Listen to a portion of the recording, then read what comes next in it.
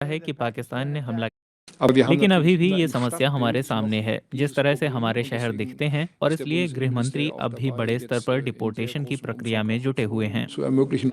German chancellor फ्रीड्रिश merge के इस बयान ने एक नया विवाद खड़ा कर दिया है।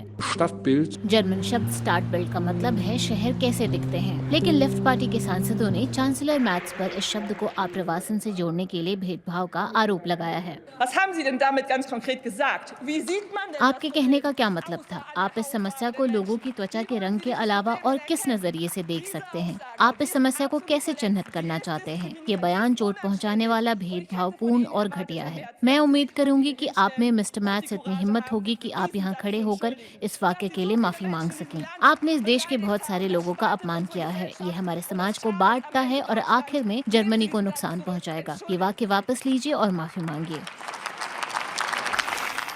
कुछ लोगों ने कहा कि मैथ्स का ये बयान अपमानजनक, खतरनाक और एक चांसलर के लायक नहीं है। सरकार चांसलर मैथ्स के इस बयान के बाद उनकी आलोचना को कम करने की कोशिशों में जुट गई है। उनके प्रवक्ता ने कहा है कि लोग उनकी इस टिप्पणी पर कुछ ज्यादा ही ध्यान दे रहे हैं, लेकिन उनके इस बयान को पोट्सडाम यात्रा के आधिकारिक रिकॉर्ड में भी शामिल नहीं किया गया है।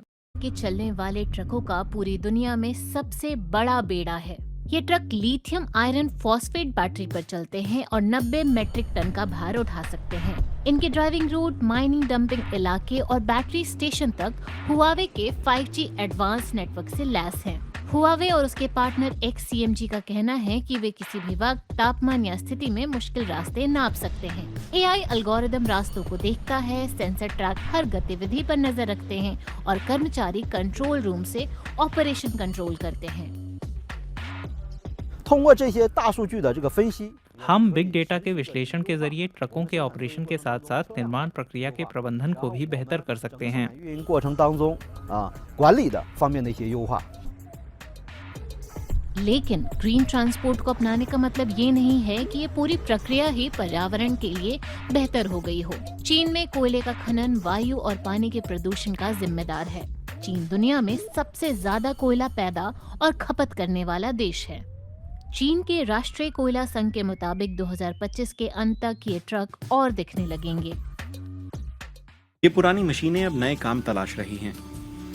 इनमें से कुछ तो 30 साल पुरानी हैं और अब भी काम के लायक हैं। कुछ को बस एक छोटा अपडेट चाहिए और कुछ को पूरी तरह से नया रूप देना होगा। इसके लिए पहले इन्हें खोला जाता है, पुराने पार्ट्स बदले जाते हैं, नई तारें लगाई जाती हैं और पुरानी मोटर को आधुनिक बनाया जाता है। वहीं बाहरी ढांचे को अक्सर बस रंग रोगन की जरूरत होती है और अब ये पुरानी मशीन बिल्कुल नई की तरह काम करने लगेगी। इस रेट्रोफिटिंग से बहुत से फायदे हैं। इससे नए कच्चे माल की जरूरत घटती है, नई मशीन खरीदने का खर्च बचता है और कंपनियों को मौजूदा जरूरतों के हिसाब से इन्हें ढालने में मदद मिलती है। पुरानी मशीनों का इस्तेमाल कंपनियों के लिए फायदे का सौदा है। ये पुरानी